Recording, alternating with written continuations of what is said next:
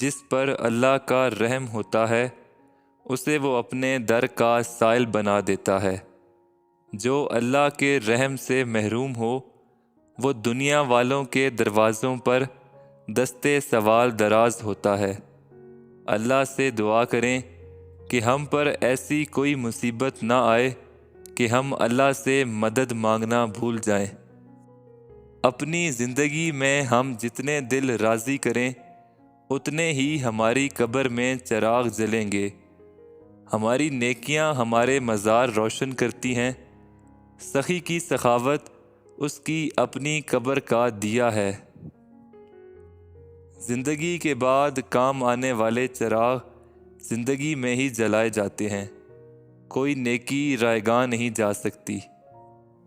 جو انسان اس تقسیم پر راضی ہے جو اللہ نے اس کے مقدر میں کی ہے، مطلب یہ کہ اللہ کو راضی کرنے کا آسان ترین طریقہ یہ ہے کہ آپ اللہ پر اور اللہ کے ہر عمل پر راضی رہو۔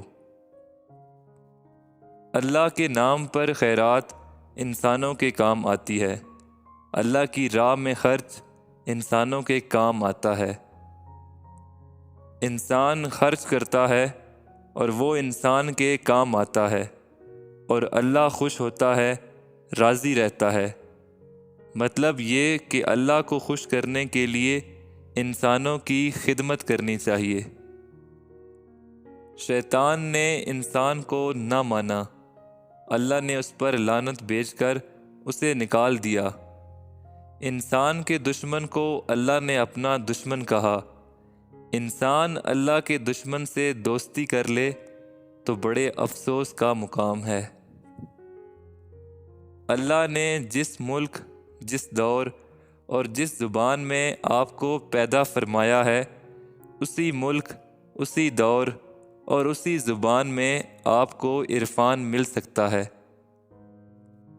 جو انسان اللہ کی طرف جتنا عروج حاصل کرتا ہے اتنا ہی انسانوں کی خدمت کے لیے پھیلتا ہے۔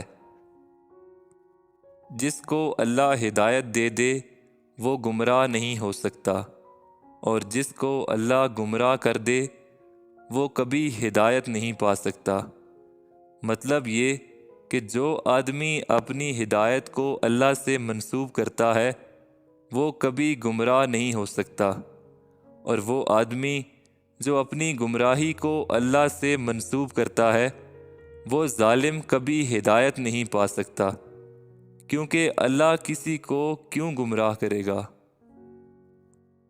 جس نے موت کا راز جان لیا وہ زندگی کے انقلابات سے متاثر نہیں ہوتا، اور جس نے زندگی کا راز جان لیا اس کو موت کی کار فرمائیاں مایوس نہیں کر سکتی۔